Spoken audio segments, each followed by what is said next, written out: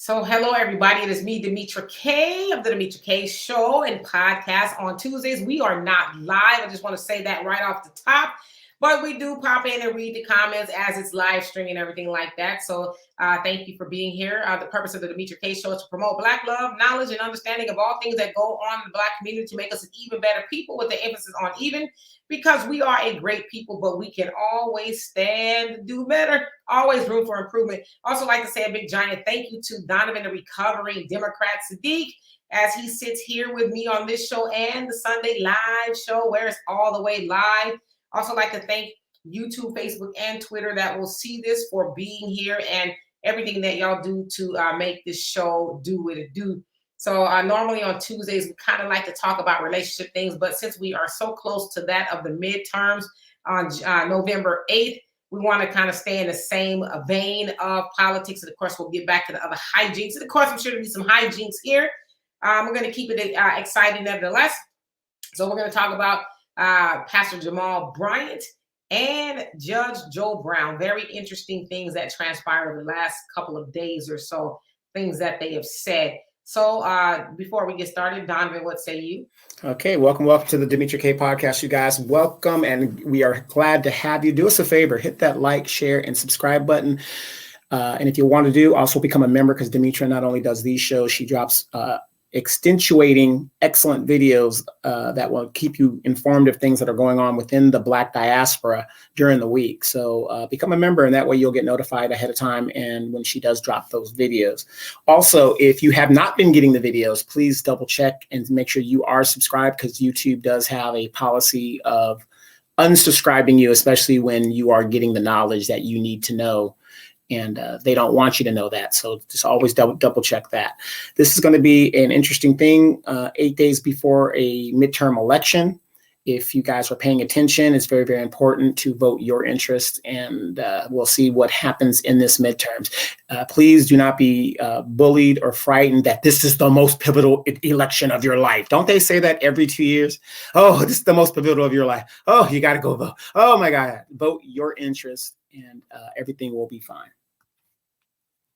Yes, indeed. And so you guys forgive me if I seem like I'm kind of I'm not pixeling, but kind of moving around kind of weird.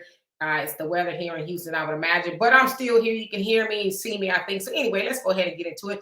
Pastor Jamal Bryant, I guess over the weekend, gave some sort of a sermon out of his church at New Birth there in Atlanta. And he doesn't sound like he likes Herschel Walker much. So check this out, and then we're going to get into our little commentary about it.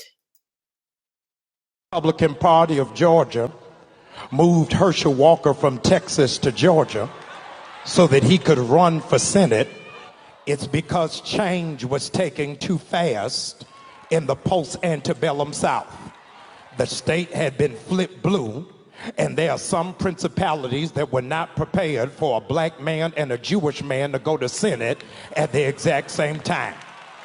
So they figured that they would delude us by picking somebody who they thought would in fact represent us better with a football than with a degree in philosophy. They thought we were so slow, that we were so stupid, that we would elect the lowest caricature of a stereotypical broken black man, as opposed to somebody who is educated and erudite and focused. Y'all ain't ready for me today. Since Herschel Walker was 16 years old, white men been telling him what to do, telling him what school to go to, where to live, where to eat, where to buy a house, where to run, where to sit down, where to sleep, where to pay for abortions, where to buy a gun. And you think they not gonna tell him how to vote? In 2022, we don't need a walker, we need a runner.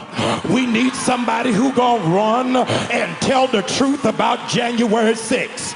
We need somebody who gonna run and push for the cancellation of student loan debts. We need somebody who gonna run and make the former president respond to a subpoena. We don't need a walker, we need somebody who will be steadfast, unmovable, always abounding, knowing that your labor is not in vain. Georgia, I need you to know the slave Negroes y'all are used to don't live here no more. We can think for ourselves, function for ourselves, and vote for ourselves. Why? Because we don't need a walker.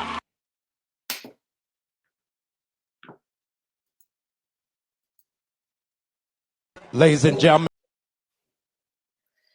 So I'm sorry, y'all, that y'all could hear it, but it was freezing up a little bit. I don't know why it's doing that. Hopefully it's going to correct itself. But Donovan, I'll let you go ahead and take a crack at what you saw. Yes, Lord. Again, oh boy. Again, here's a pastor who is weighing in on politics, which he should not be doing, according to what Jesus Christ said, do not be of this world if you believe in all that stuff. And he's trying to put his thumb on the scale of how people should vote. What he's doing is no different than what he's talking about. You're having a pastor trying to tell people how they should vote. Is no different than what he just said about a white man trying to tell Herschel Walker how he should do it. The question is, can Herschel Walker run in the Senate? Yes, or for the Senate in Georgia, absolutely he can. He didn't break any laws. Is he from Georgia? Is he a native Georgian? Yes, he is. So very troubling there. I saw Miss Apollo in the audience walking around there. So I wasn't sure if this was a comedy skit or what was going on there, because he was more entertaining as he was with the theatrics, right? The state, he says, is flip blue, and me and Demetra and I had this conversation in regards to what denotes a red state versus a blue state. I was always under the assumption what the governor was is what the state is, because they have these governors associations and they count the governors by who is a Republican and who is a Democrat and vice versa, whatever. There you're talking about elitism. I thought it was very, very poor taste that he is talking about because Herschel Walker doesn't have a degree. And I guess he's alluding that Ralph Warnock had a degree in philosophy. So because you've got a degree, that makes you qualified to run for office in the United States? No, it doesn't. Do you know one of the most popular presidents ever in the United States that was the most rabid racist man that has ever occupied the House, the White House? His name is Andrew Jackson. He's on the $20 bill. And he was a common man. And I mean, the white folks just loved this dude. This is the man that really ran roughshod over the Indians, the Trail of Tears and all that other stuff. And he was the one that told and put the precedent that the White House is the people's house. And when he was actually inaugurated, he actually just let the common person walk into the White House. It's their house. And they had a party there and it got out of hand. Just to read the history on that. And there was a lot of Black congressmen, I believe, that said that they would hold the president accountable. Whatever happened to that? Matter of fact, there was a bunch of congressmen that said that they would get his taxes. How'd that work out? So, I mean, a lot of BS that this pastor is saying, and it really goes to show you if he's trying to pull out the ignorance of Georgians like a Herschel Walker. To me, I didn't see any difference between him or Herschel Walker. So is that what's going on in Georgia? Is that the type of Black people that he's trying to say exist in Georgia? Because he's doing no different. And it seems to me this pastor is trying to get his butter biscuits from the Democratic Party as well. So I hope after all this is done, somebody looks at his contributions and where they come from. And I would almost guarantee he's going to get a donation from a very, very special PAC for his work for the Democratic Party. Absolutely. So again, I apologize for that video freezing up, but I believe you can hear it. Yes, there was people running around shouting and screaming, ebullient about what he was saying. He made me anxious with all of the that he was doing. But anyway, so again, that was Pastor Jamal Bryant of New Birth Church there in Atlanta, Georgia, who was giving, I guess, Ralph Warnock some sort of an endorsement. As you guys know, President Barack Obama showed up there a couple of days before that, stomping for him and Stacey Abrams and someone else. I can't remember her name. But he was there, and they said that they brought out Obama as, one of the big guns, the heavy hitters, because Georgia is an embattled state. It is one of 5 embattled states that the Democrats are having a hard time just really, bringing home whatever seat it is. And so I guess that was Jamal Bryant's way of shoring up the base by talking bad, because to me, that's what it was, talking bad about Herschel Walker. We know that Herschel Walker is problematic in that he, I don't know. People are saying that he's not that bright, but I think if you watch the debate between him and Ralph Warnock, you saw him kind of pull a fast one over on Ralph Warnock. And I think that is also why they need people like Jamal Bryant, of Obama. And from what I understand, Oprah might have gone up there. I'm not sure, but they need those people to really kind of help, because Ralph Warnock did not do himself any favors during that debate. And the polling numbers are really close to this point between the both of them. Now, a lot of people are upset, including that of Senator Chuck Schumer, who was who was on the tarmac with that of President Joe Biden, and it was on a hot mic, and he was like, "I can't believe they would vote for Herschel Walker," basically saying, "Oh my God, what's going on here?" Right? So it was kind of, people took that as a backhanded comment against that of Ralph Warnock, and so I said all that to say, here you have Jamal Bryant, who was sitting in the church. Now, a lot of people like to bring up the separation of church and state, and that is in the Bill of Rights. And it basically says that the government is not to impede upon that of the church. They should have the right to, do their religious things without the government interfering. But then it also makes you wonder, well, is it the other way around as well? What about pastors influencing that of elections? Because if you ask me, he's influencing elections. But I would also say this: I don't think that anybody is sitting in Jamal's church that hasn't already decided that they would vote for Ralph Warnock. I think most of those people probably like, yeah, I'm not voting for Herschel Walker. But as he said, Herschel Walker is an athlete. White men have been telling him what to do his whole life. And it's like, well, what you think telling Ralph Warnock what to do? You don't think he going to Washington and having a whole bunch of white men telling him what to do? You really think Ralph Warnock is going up in there talking about, listen, white men, I'm here now. Y'all sit down, shut up. No, that's not what it is. So anybody in Washington gonna have a bunch of white people telling them what to do, because this country was founded by white men. So let's not lie to kick it. But again, that's what I call bending the truth. Because you have people like Jamal Bryant will go in there and lie to his congregation as if Ralph Warnock is the better candidate. But if he's a better candidate, then how come he's not hitting the home run and saying, well, let me just sit back and rest on pretty, because the numbers are totally in my favor. If he's a better candidate, surely the people of Georgia are having some, sort of interpretation about electing Ralph Warnock. So I don't know. And then the other thing too is, it's like, you talk about you need a runner and not a walker. Well, what has Warnock ran and done for anybody? I've seen a little cute campaign commercial that he has. He's running around. He's an avid runner. He's running around town saying hello to everybody. But it's like that symbolism. What is he actually doing? He was asked by Black people, are you for reparations? And he said no, but he's so excited to go help everybody else. But clearly they need Black people, specifically Black men, because we even heard Stacey Abrams say, Black men, I cannot do this without you. In fact, they're saying that the GOP don't let the GOP use you, Black men. All these things have been done for you. Well, it's a lie. If you go on the African Diaspora News Channel, hopefully it'll go up. I don't know. I actually did a story about it. And so there's Jamal Bryant trying to be the moral authority. But the other thing is this, Jamali, what you're not telling people, and maybe people already know, but in case you don't, he's sitting in the church of Eddie Long. And so now you're trying to be the moral guy. Who is Eddie Long? Y'all know Eddie Long was accused of having inappropriate sexual relationships with 4 young men up in that church, to the tune of him having to settle out of court.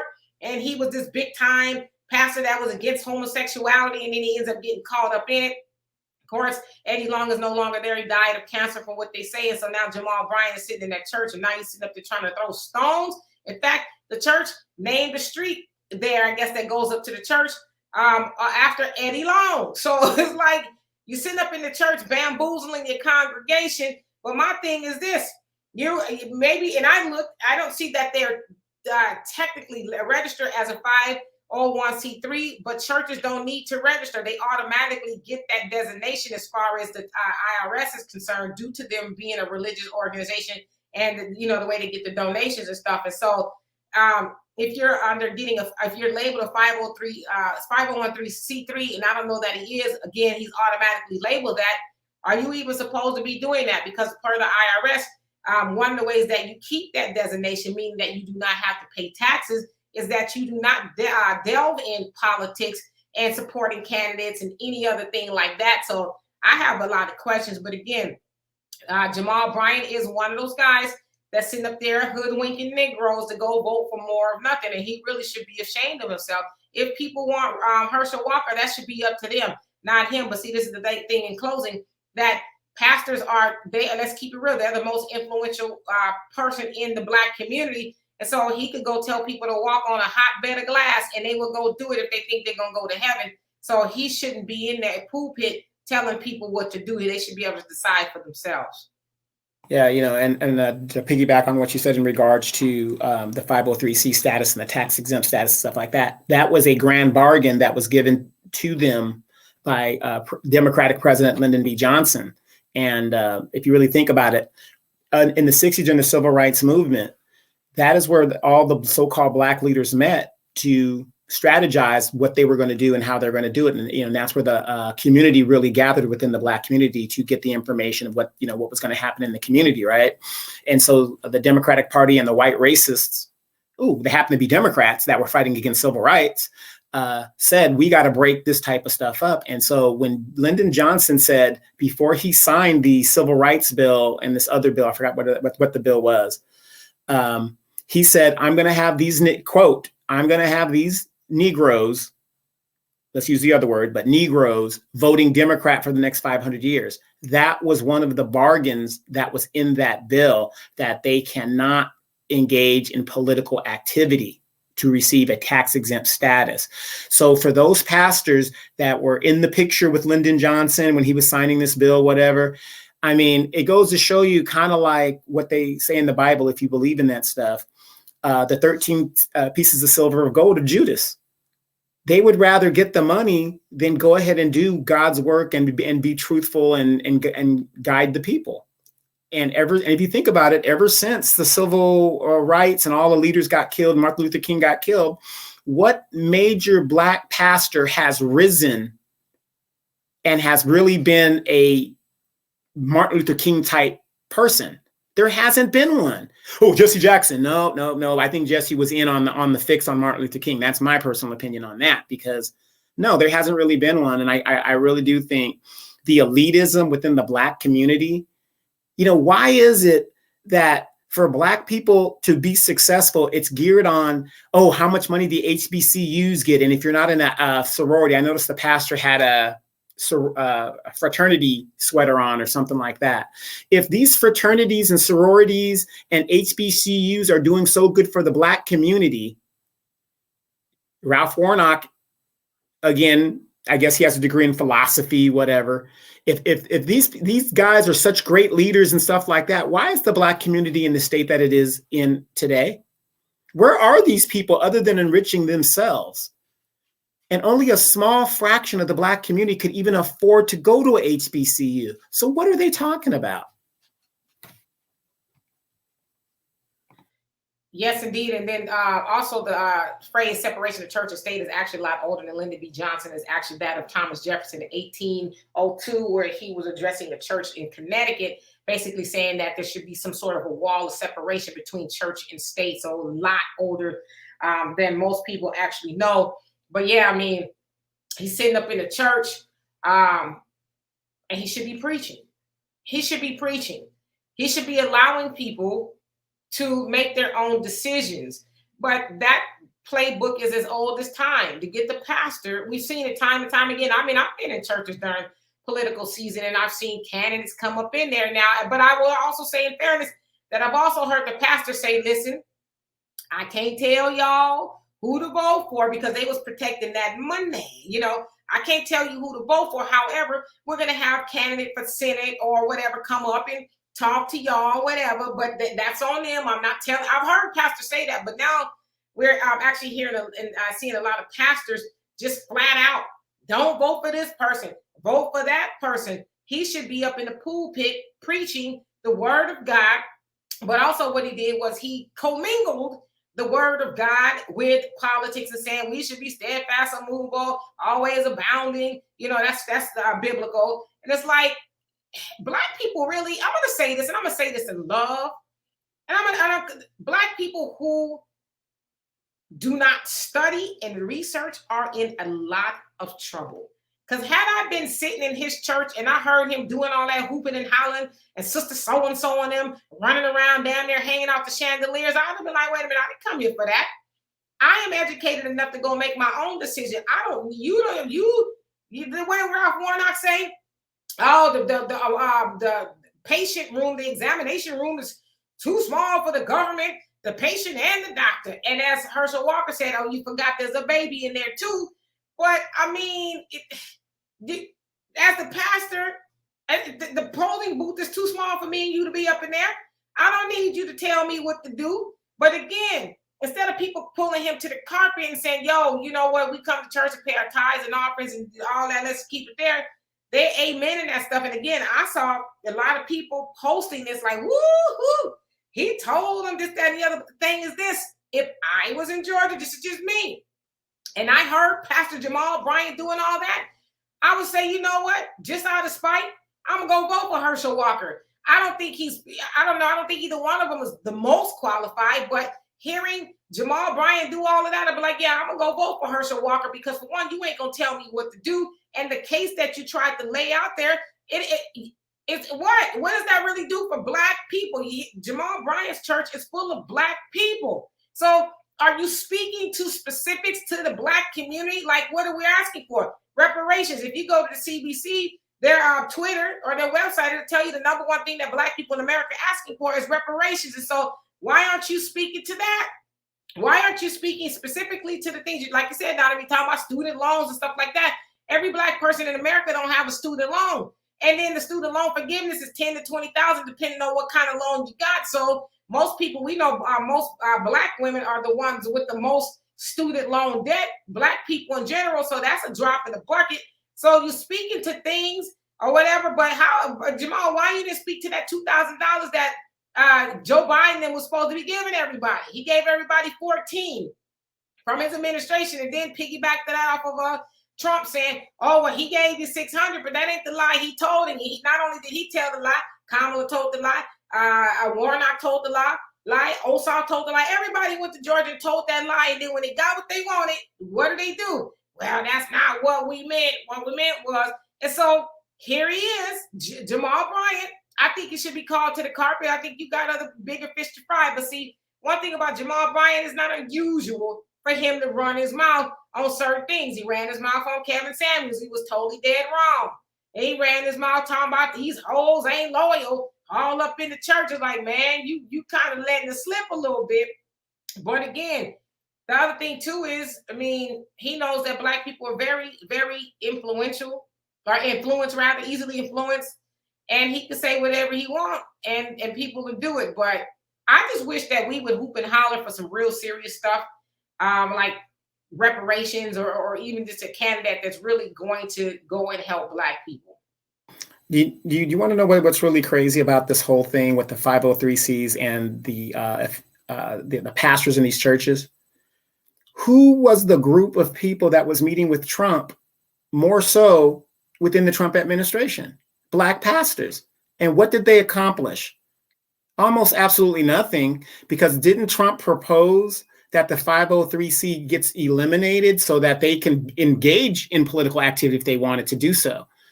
He proposed that. And then with everybody suffering during the pandemic, who were some of the most people that made sure that they got PPC loans? Herschel Walker brought this up during the debate. A lot of pastors, they made sure they got payments, in some form. But, what about their congregation? So, when it comes to pastors, I really have a disdain for a lot of pastors, not all pastors. There are some good pastors. I've met some really excellent pastors, especially here in my community. But for most of them, it's just a racket. Like I said, I have yet to run across a pastor that said, hey, I was a millionaire, billionaire. The Lord called me and I gave it all up to serve the Lord. I'm always meeting the pastors that have that testimony of, I was a drug dealer, I was a gang member, I was a pimp. Now you're a pastor, and all you did was take your gift of gab, and now you're using it in the right, legally, not even the right way, but legally to grift off people who might not, who will fall for that. So unfortunately, they have a lot of sway in the Black community, but unfortunately also what's unfortunate in our community, not many people go to church like when we were younger, Demetra, where Big Mama didn't care what your religion was. Everybody went to church with Big Mama on Sunday. She didn't care if you're a Catholic, Jewish, whatever. You go into Big Mama's church, no matter what. So unfortunately, a lot of people are turned off by religion because they're seeing that there is a wolf in sheep's clothing within the church, and it's usually the pastor. Another thing, too, is Jamal Bryant said they found the stereotypical broken Black man. It's like, I mean, you really described a lot of people there. You know what I mean? And it's like, it's just like, it's like, from when I hear Jamal Bryant say those type of things, it's almost like he's using reverse stereotypical racism tropes type of thing. Oh, look at them. Out of all these smart Black men they could have got, they being the Republican Party, they went and got a dummy. It's for lack of better words, is what he's saying. Somebody all he knows how to do is hold the football. But it's like, Jamal, why y'all keep tiptoeing around the point that he wrote a dope job candidate? He ain't all that stupid. He got on the debate stage with him and ate that dude's lunch. Y'all don't want to talk about that. Talk about that, the fact that Ralph Warnock really could not articulate anything because Herschel Walker, who y'all saying is dumb, all he know how to do is hold the football, went in there and got that dude off guard, and he could not regain composure. He resorted to lying is what he did, and resting on pretty. Oh, I'm the darling, the sweetheart. This is his attitude. I'm supposed to win. How dare this big meaty Negro get up here and do this to me? It's like, no, don't get mad.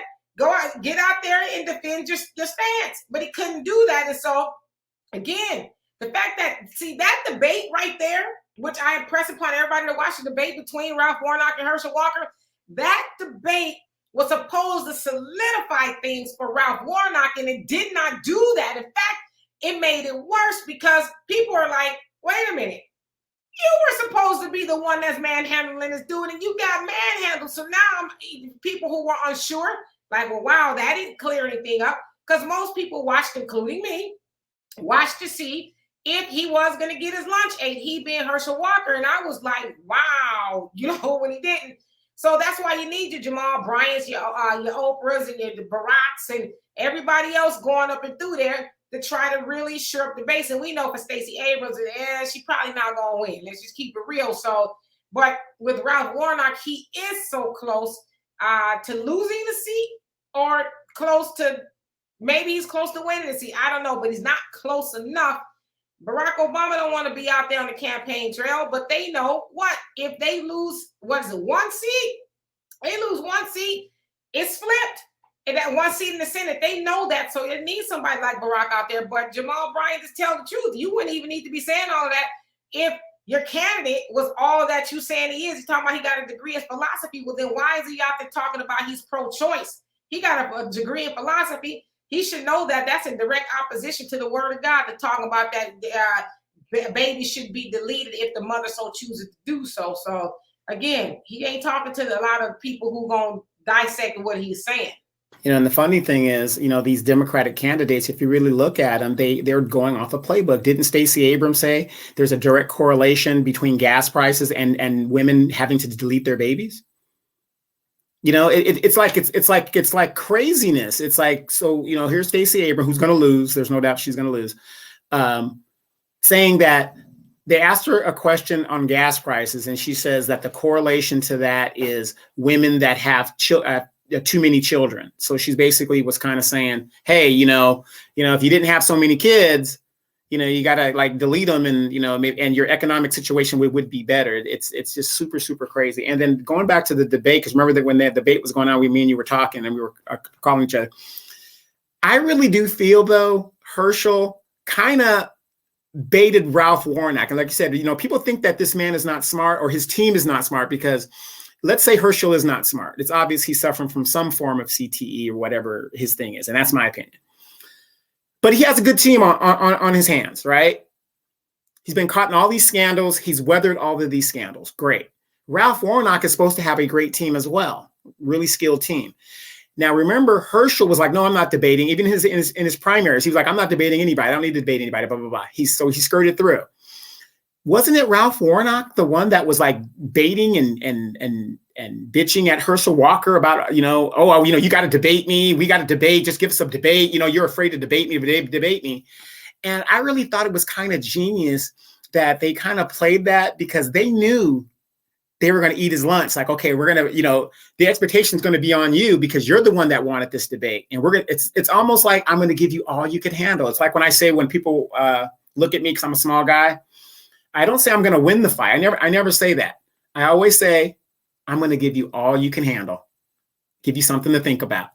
Now, some people say, oh, Warnock won the debate. Every question he was asked when I saw that debate, Demetra, I never saw Ralph Warnock answer it. And what made Herschel really good in that debate is he answered every question honestly to the best of his ability. He was genuine. People are tired of these bullshit BS politicians. And until the Democratic Party realizes that, and here's the thing, if the Democrats really want to win, this is why I keep telling people there's no difference between the parties. Two wings of the same bird. They know they have to do for Black people tangibly. So why not just do it? If you want to win, just do it. But they don't want to win. They're like, hey, we're going to let them get it for a while. And oh, look, if the Republicans get in, it's all a game. So I'm just, Georgians, please vote your interest. And by voting your interest, as you see, we are not a monolith of a people. Everybody has different interests. And if Herschel Walker gets in, question for you, Demetra, what do Black people lose? Ralph Warnock hasn't delivered anything. Because if I was a senator, I would have been up there saying, well, in the 2 years that I've been here, I've done this, I've done this, I've done this. I would have just listed everything off specifically for Black people. Blah, blah, blah. This is what I did. Then Black people should vote for you. But he couldn't list one tangible thing. And that's the sad truth of it. So if a Republican gets in there, what would be the difference? Absolutely nothing. And lastly, before we get on to the one with Judge Joe Brown, Pastor Jamal Bryant was up in the pulpit gossiping. Don't the Bible talk about not gossiping? He up in there talking about Herschel's paying for abortions. It's like, bruh, you don't have no proof of that. That's gossip. That's hearsay. But there you are, supposed to be this big time man of God up in the pulpit gossiping. You don't know that for a fact, but that's you gossiping and potentially lying to sway the flock. You are the helm of the flock. You are supposed to shepherd the flock, which is your congregation, and you're supposed to send them in the right direction. But you're not doing that. You're spreading gossip until it is confirmed. There's some concrete proof, and I'm not saying Herschel didn't do that. I just don't know. It's all been here saying some woman here, but it's like, why these women ain't been come out? Why they wait to the last minute to talk about, oh, by the way, come on, we've seen that playbook a million times. Oh, okay, the 11th hour, this candidate ain't doing so good. Let's send out the broads to talk about they got something happen to them. So again, Pastor Jamal Bryant's up in the pulpit gossiping. He should be ashamed of himself. But again, he know his congregation and the people who reposting all that, like he done said something. He know that they just as ignorant and they give him a pass because he's this big, high-profile pastor. But I would say to Jamal Bryant, stop gossiping and get in the pulpit and teach the word of God and say that we need to mind our business. And then whoever you want to vote for, that is your business. I would tell you to make an informed decision. But don't listen to me up in here gossiping and heaving and hoeing like I need a damn inhaler. So anyway, that's that on that. Let's go ahead and move on to that of Judge Joe Brown. You guys know Judge Joe Brown, who is the infamous television judge that had no problem speaking it like it was or is. What I understand, he was no longer on the air. I don't know if he still is, but got into some trouble with the, I guess, cops outside of the show. He was basically like, you know who I am type of stuff. And then, the rest is history. But he has been very outspoken about that things in the Black community. He is not a fan of feminism. and he has a saying, and he has a saying on the show, "Man Up," where he's telling Black men to man up, take your rightful place in society, lead the Black community as you are supposed to do, right? So some people say that he's controversial. He is running for the mayor of Memphis, Tennessee, and he was done, I guess, had a candidate symposium or maybe a question and answer type of thing. And this is the news story that came out of it. And so we're going to give a little bit more detail, but check this one out. Then I'm going to show you another one. Besides leadership, some of the good ladies in here would get drugged into an abandoned apartment and raped. That's one of the problems. That was the response from Memphis mayoral candidate Judge Joe Brown Thursday night. His answer was in response to the question of why, instead of running, why not support a woman to be the next mayor? Wow. It was from the start of the comment to the end. It just kind of went like that.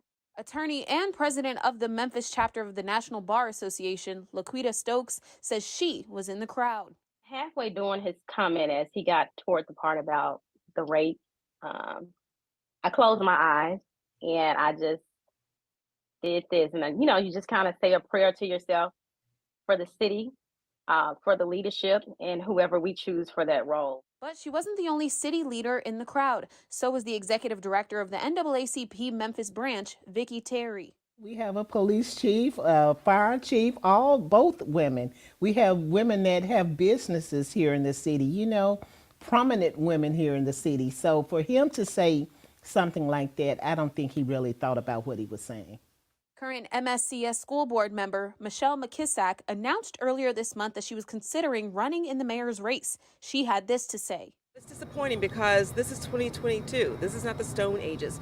Women have been leading for a long time. We have a female police chief. He was talking about safety and security. I'm not afraid to go anywhere in the city. This is my hometown.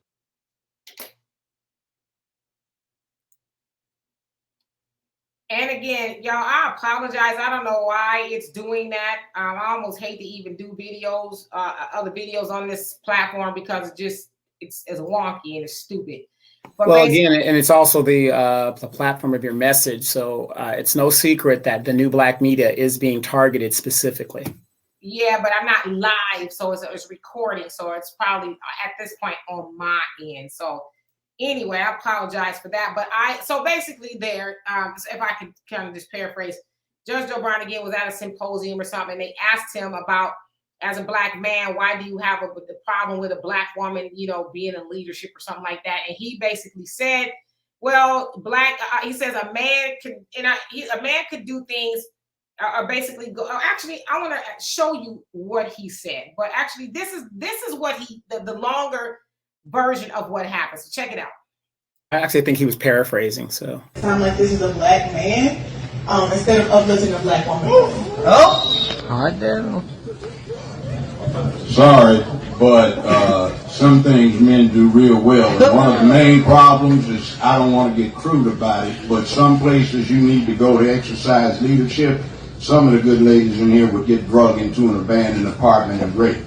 That's one of the problems. Oh, meanwhile, see, he clarified this whole thing. He paraphrased the thing. He was using a paraphrasing. He was paraphrasing.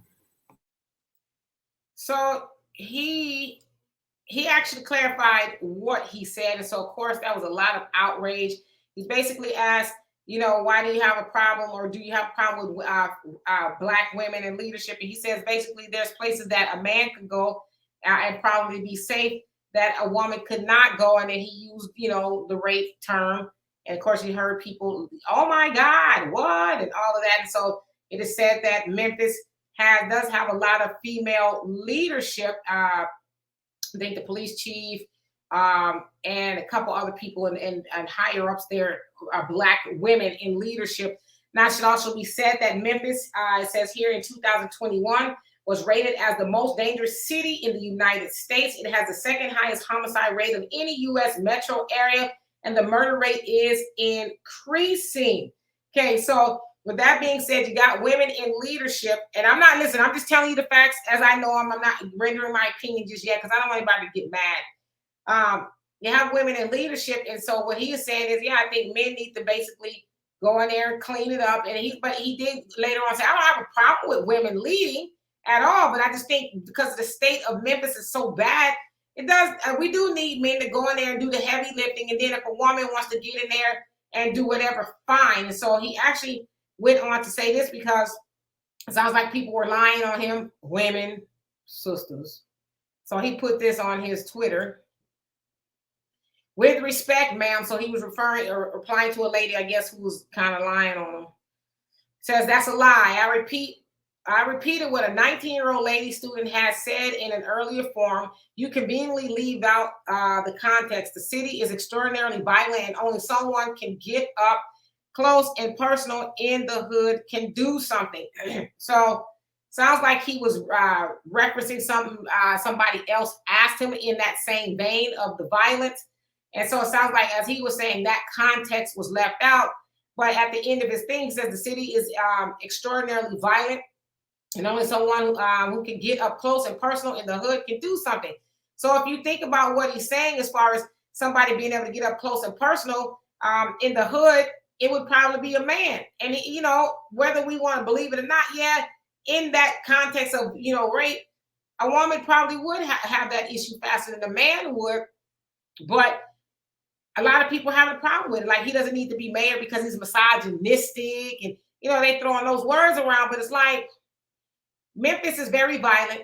One of the #1 violent cities in the nation. It's like, you got women leadership already. Why not try what he is saying? Are you more interested in holding on to the power?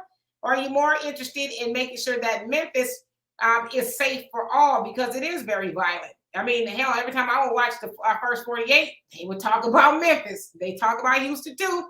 But Memphis was one of the, you know, cities that they would always talk about. And so, Donovan, what is your opinion of Judge Joe Brown coming under fire for being called misogynistic over his comments? Well, of course, that's the playbook. You always attack a black man by being misogynic, violent. He's, you know, all the stereotypes that they throw at black men when it comes to narcissistic, you know, I mean, you can throw all of that at him.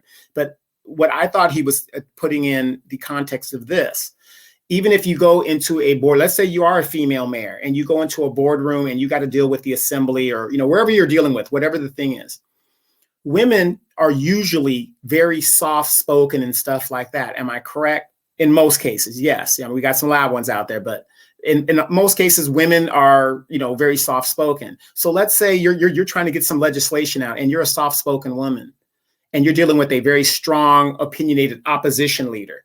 Women usually do get dragged when it comes to, you know, arguments in regards to politics and stuff. And that's what I got out. What he was trying to say was like, you know, you're going to go in there and get dragged, not just like going out into the hood, but politically, if you're not a strong and abrasive type person dealing with, let's say, long-term clans, councilmen and stuff like that. They're in Memphis, all that other stuff. They're going to run roughshod over you because you're a woman. I mean, and we live in a misogynistic society. This country was founded on misogyny. I mean, where are these people living?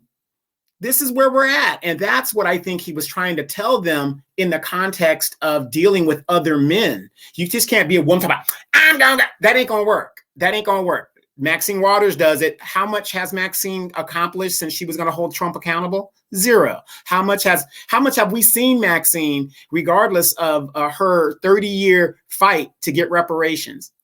0. This is what I think he was trying to talk about. And you brought up the first 48. That was the first thing I was thinking as well. You got women in these positions, and I'm not saying women don't do a very good job, but it seems like when a woman is in a lot of positions, they leave the position unfulfilled. A good example of Val Demings, Orlando is on the rise in regards to its crime and things. I think that's pretty much all over the nation, but they do a job there and then they move on to the next higher offices, which is what most people do. But people are getting so tired of this male versus female messaging, especially when it comes against black men. Ladies, reality is reality. Men are stronger, faster, whatever, genetically. Can some women lead in certain situations? Absolutely. But why is it that where women are leading, when it comes to the black community, they're failing? Why? So it should also be said too that Judge Joe Brown is a very big proponent of the black man returning back to the family, going back into the neighborhoods, and bringing the neighborhood back to where it was, where there was respectability, where the women, didn't have to be on the front lines doing the things that men should do. And so again, he's not a big fan of feminism, but he also does admonish the man. And so I just kind of wonder, to your point, Donovan, why is it this gender thing in politics? Why can't it be the best woman or man for the job? Why get up there and ask such a question in regards to, as a black man, why do you have a problem with a black woman? It's like, regardless if it was a green woman, if she was in there, she was going to do a job. Sounds like Memphis is having a huge issue with crime and all of that. Regardless of who it is, if it's the best person for the job, but why do that? Because when I hear that sometimes, and we do have a lot of black women in leadership and politics, but when I hear that, it's like, why, oh, sister, why are you trying to make this big gender divide and make it an issue? Now, I would tend to think that it's not a secret that Joe Brown is against feminism, things like that. But now you created this soundbite. When I say you, I'm talking about the sister. You created this unnecessary soundbite for what? To ask him, to pit black men and women against each other. But again, if you follow Judge Joe Brown, he is pro-black man and pro-black woman getting together and saving the black race, the black community. So to try to spin it that, oh, he's misogynistic. But you also got to remember, Judge Joe Brown is 75 years old. So he was before the dilapidation of the black community. He saw black communities working at their full glory, right? When we did things together, church, school, stores, everything we did together. He was there when the black woman and the black man was predominantly together. And he also is old enough to have seen the dilapidation of the black community for a whole host of reasons. And so I think he would probably know what he's talking about. Also, we have to concede the fact that Judge Joe Brown comes from the era where men did the heavy lifting, where men went out in the world, the woman stayed in the home and made the house a home, and the man went out and, braved all the things that was out there, brought home some money so the wife could do whatever she needed to do. And so a lot of people call him misogynistic, but it's like, because I have this conversation with my daughter a lot. I'm like, I hear this term, especially with the older generation, oh, y'all out of touch. It's like, well, are we out of touch? Or did we have a different set of values that we still hold on to? And when you think about values, should your values change if another generation comes along and considers them antiquated? Like, what do you do? And so I think we need to think about all of that before we go and label people one thing or another. So again, Judge Joe Brown, 75 years old, from a different generation in time where he saw it work for black people to where it is now not working for black people. And he is living in a place, obviously Memphis, Tennessee, where there's a lot of bloodshed going on. And so for that young sister, because she looks like she was a lot younger than him, to get up there and ask him such, to me, it was silly. I think she got what she was looking for. I think she got the sound bite, the aha moment, the, oh, look at him. He's misogynistic. He's problematic. I think she got what she was looking for. But so it's like, did you get that the viral moment you were looking for? Is that what you really wanted? Or do you want really improvement of the city of Memphis? Because if you don't, then that asking that question and going viral with that, because I'm sure he said a whole lot of other stuff within that meeting, but then that's the only thing people ran off with is that he used the word rape. And in the larger sense of things, he's right. If a woman is walking in the area where it's probably problematic, she's probably maybe not raped, but she's probably more than likely to get accosted than a man would. That's very correct. Again, I don't think. I think here's my question, and it's not just in Memphis; it's all over this country.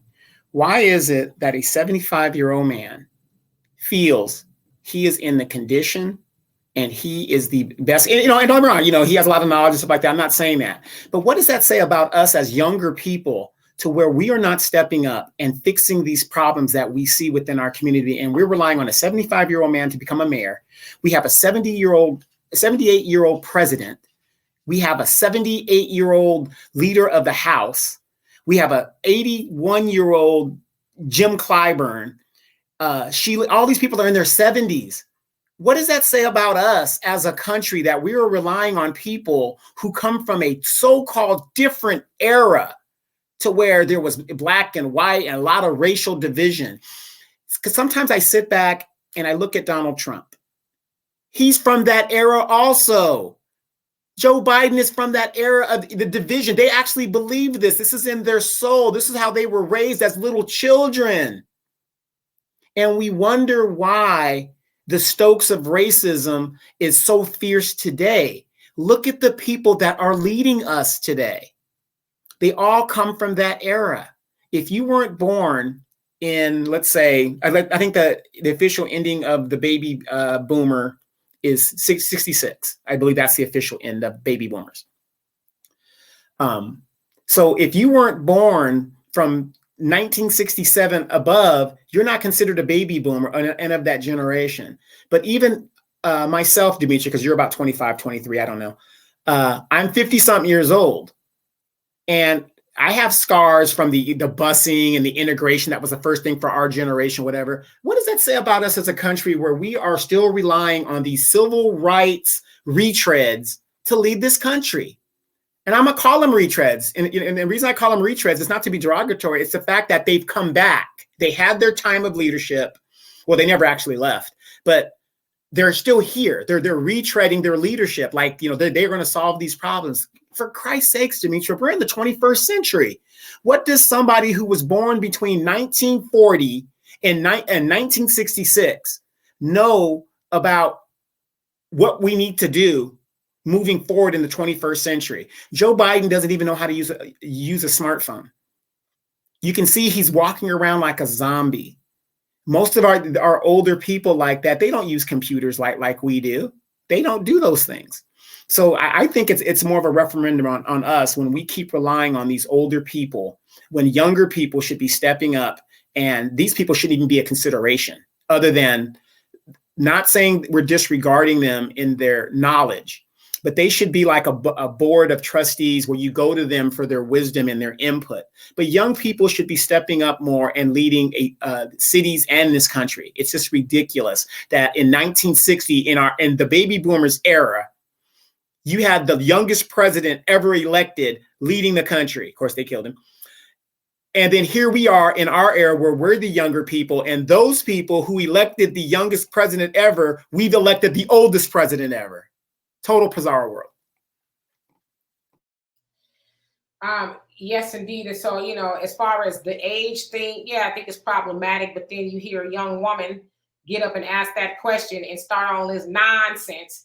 It really just makes you say, well, you know what I mean? It's like, I don't know if that lady was running, but why so discord and where there's so much chaos already? Why do that?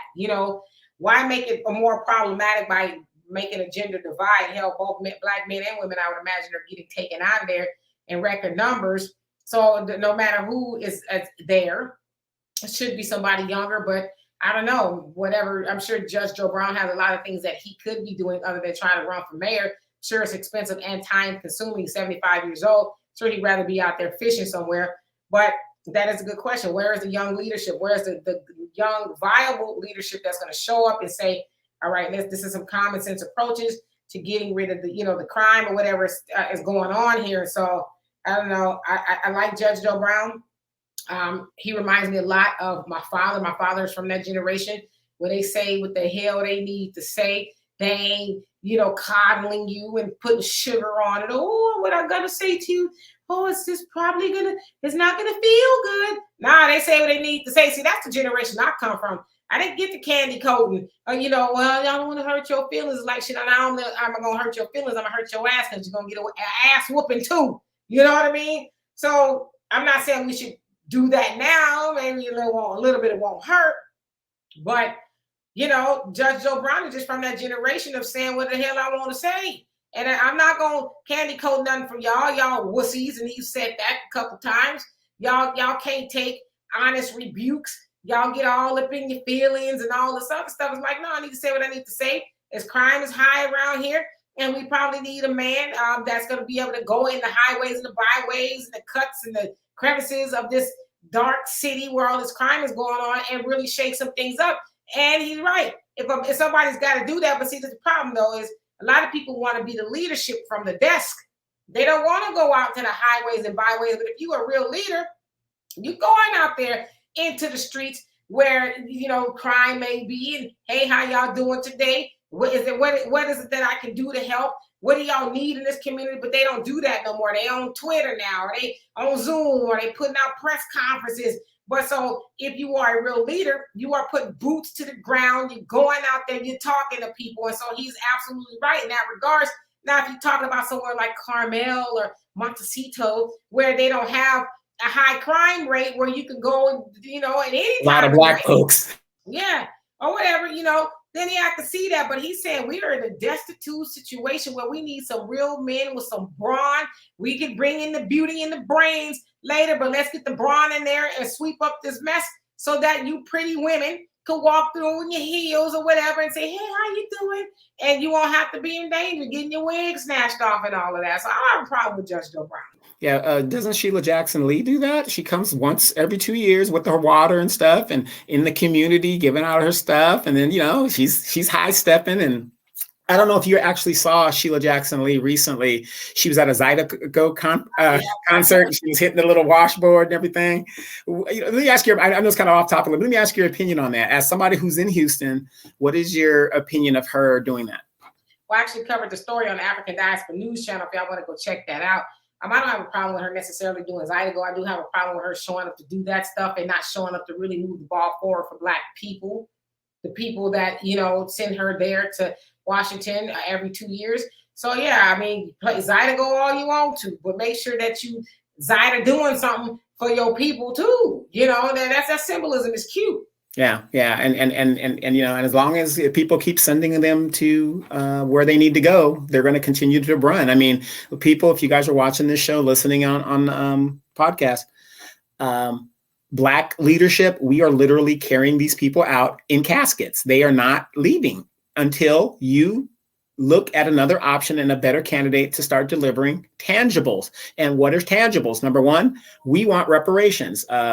Real quick to Stacey Abrams. She says that she has a Black agenda, Black man agenda, right? When you read that agenda, once again, if you read it carefully, it's an everybody agenda. They just label the title the Black agenda, but it has everybody in there. No, hold these agents and these candidates accountable specific to what you're going to do for Black people. And if reparations isn't in that agenda, please don't vote for these people. These people are not going to do anything for you or to better your position. We already know right now in the modern age on this earth, I don't know what parallel earth you other people are living on, but on this one, Black people are more than 50% of the homeless issue. Black women are being evicted more so than any other group of women in the United States. They can't seem to solve the homeless issue or the problems that we're having in regards to Black people and their homeless issues, but you can fly Afghans here and house them, illegals here and house them, and all of this other stuff. We as Black people need to start asking these candidates these questions. Why is it that we're 50% homeless, but you can fly 280 something thousand Afghans here to the United States who are traitors to their country, bring them here and house them, but you can't seem to solve the problem of actual United States citizens being housed? Is it because we're Black? Yeah. So anyway, we are toward the end. So in closing, yes, Pastor Jamal Bryant, I think in my opinion, he was out of line and he was not totally truthful. As I like to say, he was bending the truth and gossiping from the pulpit. But again, he can only do that just like your Roland Martins. They could do that because they know most Negroes are not going to go fact check them. We get caught up in the emotionalism of it all. Woo, child, Pastor Jamal Bryant sure did preach a good one today. It's like, well, what did he talk about? I don't know. He talked about Herschel Walker being stupid and paying for abortions, Like that's what your pastor was talking about. Okay. So yeah, I think he should stay a little bit more on the lines of reading the Bible. If he read the Bible, then he would know that he should be worried about the log in his eye, because God forbid, Pastor Bryant, some woman come out talking about you did that first, and women have accused him of things. The first thing he did say was it wasn't true. Herschel Walker said it wasn't true. So who's lying? You or him? And then in regards to that of Joe Brown, I don't have a problem necessarily with the point that he was getting at. Again, he's from a different generation. I'm not going to candy code nothing for you. I ain't candy coat the damn thing for you. It is what it is. You want the crime gone, or you want me to, coddle you to death. So again, as the election season looms on, it is in full effect, full swing. Please make sure that you go out there and vote your better interest. As Dr. Claude Anderson always says, we are the only group of people that vote as a block for our own oppression. Continuing to vote for more of nothing is not going to help us move the ball. In fact, it's going to move the ball for everybody else. As it has been talked about many times, that these people that are coming over here are now the buffer class, or they're thinking they're becoming the buffer class, but some of them are flipping the switch and voting for that of the Republicans or whatever. But the point that I'm making is that votes that we go and give to the Democratic Party, they actually go and give the tangibles to everyone else. And so it is high time Black people say, I am done being used. I am done being used, helping everybody else, while my people remain at the bottom of the totem pole. When you go in that booth and you go and make a choice, you say, is this person or this policy going to help my people and it's going to help me? If the answer is no, then you might need to look at another option. But don't go in there and vote because your mama, your auntie, your daddy, your grandpa, everybody vote blue no matter who, and all that nonsense, vote all down ballot. That's silly, because I'm voting all down ballot. What if I'm voting for something that's not really even good for me, which is normally going to be the case, which is also how you have people like Sheila Jackson Lees and Maxine Waters, all these, older people in office for all these years, thumbing their nose at Black people while helping everybody else. So be wise. And I always say this, you can get mad if you want. I don't think everybody should be allowed to vote. Now, I'm not talking about the literacy test and all that white supremacists attached to the voting. I'm just saying that if you're politically immature, you go in there and you're actually making decisions for the rest of us because somebody told you, Pastor Bryant or whatever, told you how to vote. I think you should be informed to some degree. So anyway, y'all, thank y'all so much for being here for the Demetra K podcast. We have ways to donate to the channel: Cash App, Venmo, PayPal. Become a member, like the video, subscribe, and all the above. Thank y'all for being here, the members and everybody who does help this channel. We love and appreciate you for that. We'll be back here Wealth Wednesdays with Walter. We are going to be discussing the Takeoff and Quavo situation. Very unfortunate situation where Takeoff from the Migos, one of three, was killed here in Houston. We're going to get into that and all the ramifications of that. So anyway, see y'all later. Y'all have a great day. Peace.